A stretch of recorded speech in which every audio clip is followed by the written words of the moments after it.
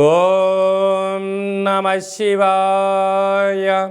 ఓం నమో నారాయణాయ. ఓం శ్రీ స్వర్ణాకర్షణ కాళభైరవాయ నమో నమః. నరదృష్టి నివారణ కాళభైరవాయ నమో నమః. ఓం కాళకాలాయ విద్మహే కాళాతీతాయ ధీమహి తన్నో శ్రీ స్వర్ణాకర్షణ కాళభైరవ ప్రచోదయాతు. హరి ఓం.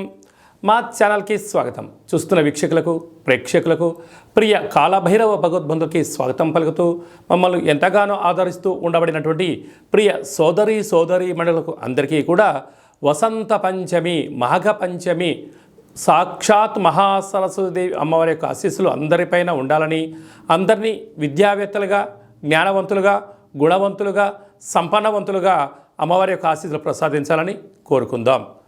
1వ తారీఖు 2వ నెల 2024 నుండి 15/2/2024 వరకు పుట్టినటువంటి వారందరికీ కూడా ముందస్తుగా జన్మదిన శుభాకాంక్షలు. గతంలో వివాహం చేసుకున్న వారికి వివాహ వార్షికోత్సవ శుభాకాంక్షలు. ద్వాదశ రాశుల్లో గ్రహ గమనాన్ని ఒకసారి వీక్షింపచేద్దాం. మేషరాశిలో గురువు, కన్యరాశిలో కేతు సంచార స్థితి, ధనుసు రాశిలో కుజుడు బుధుడు శుక్ర సంచార స్థితి, మకర రాశిలో రవి సంచార స్థితి, కుంభరాశిలో శనిచర స్వామి స్వక్షేత్ర సంచార స్థితి, మీనరాశిలో రాహు సంచార స్థితితో ద్వాదశ రాశుల్లో గ్రహ గమనాలు ఈ విధంగా ఉన్నాయి. 6వ తారీఖున కుజుడు మకర రాశిలోకి ప్రవేశం, 12వ తారీఖున శుక్రుడు మకర రాశిలోకి ప్రవేశం, 14వ తారీఖున రవి భగవానుడు ఏడాది తర్వాత కుంభరాశిలోకి సంచార స్థితి, అక్కడే ఉండబడినటువంటి శనితో కలిపి రవి సంచార స్థితి ఉంటుంది.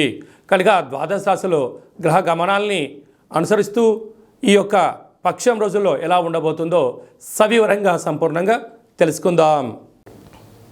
వృషభ రాశి వారు మాఘ పంచమి సందర్భంగా ఎలాంటి విధి విధానాలు పాటించాలో ఈ వీడియోలో సవివరంగా సంపూర్ణంగా తెలుసుకుందాం. వృషభ రాశిలో ఏ నక్షత్రాలు వస్తారుగా కృతికా నక్షత్రంలోని 2, 3, 4 పాదాలు, రోహిణి నక్షత్రంలోని 4 పాదాలు, మృగశిర నక్షత్రంలోని 1, 2 పాదములు కలిపితే వృషభ రాశి. చాలామందికి డేటా బర్త్లు లేనటువంటి వారికి పేరు యొక్క మొదటి అక్షరాన్ని అనుసరిస్తూ ఆ రాశిని తెలుసుకునే ప్రయత్నం చేద్దాం. ఈ, ఉ, ఏ, ఓ, వా, వి, వు, వే, ఓ అక్షరాల వారందరూ వృషభ రాశి జాతకులే.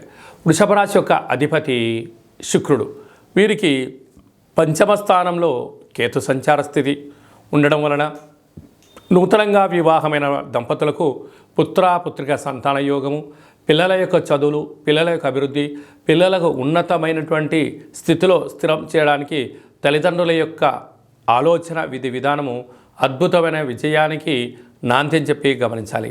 అష్టమంలో కుజుడు శుక్ర సంచార స్థితి. కుజదోష ప్రభావం కారణం వలన మీ జన్మ నక్షత్రం రోజున మంగళ శనివారముల యందు దూరావాయు జల ప్రయాణాలు పెట్టుకోకపోవడం వలన 90% సమస్యలు నివారించడానికి అవకాశాలు ఉన్నాయి. ఆవేశానికి ఇది సరైన సమయం కాదు. ఆలోచన, జ్ఞానము, ఆధ్యాత్మిక చింతన యోగదాయకం అని చెప్పి గమనించాలి. భాగ్యస్థానంలో రవి బుధ సంచార స్థితి కారణం వలన బుధాదిత్య రాజయోగం. భార్య కానీ భర్త కానీ ఉద్యోగ ప్రయత్నం చేసేటువంటి వారికి ఇది చాలా మంచి కాలము అని చెప్పి గమనించాలి. రాజ్యస్థానంలో శనిచర స్వామి స్వక్షేత్రకంగా ఉండడం వలన వృత్తులలో, ఉద్యోగాల్లో, వ్యాపారాల్లో స్వల్పమైన ఆటంకాలు ఉండినను ఆధ్యాత్మిక చింతన కలిగి ఉండడం వలన అద్భుతమైన విజయకేతనం వీరి సొంతం అవుతుందని చెప్పి గమనించాలి. లాభస్థానంలో రాహు. అన్నింటా విజయం మీ సొంతం. పెట్టుబడులు, నూతన గృహాలు, భవనాలు, ఫ్యాక్టరీలు, కర్మాగారాలు, క్రయ విక్రయాలు వీరికి యోగదాయకం అని చెప్పి గమనించాలి. వ్యయంలో దేవగురు బృహస్పతి సంచారం చేయడం వలన కొద్దిపాటి దూర, వాయు, జల ప్రయాణాలు చేసేటప్పుడు ఆలోచించి చేయడము, సమయం ధనాన్ని వృధా చేసుకోకుండా కాపాడుకోగలిగితే అంతా మంచి కాలమని చెప్పి గమనించాలి. హోటల్ వ్యాపారస్తులు, స్వీట్ వ్యాపారస్తులు, సాఫ్ట్వేర్ రంగం వారు, రాజకీయ రంగం వారు, వ్యవసాయ సోదరీమణులు, స్కూల్ టీచర్సు, అడ్వకేట్సు, న్యాయవాదులందరికీ కూడా ఇది చాలా మంచి కాలము అని చెప్పి గమనించాలి.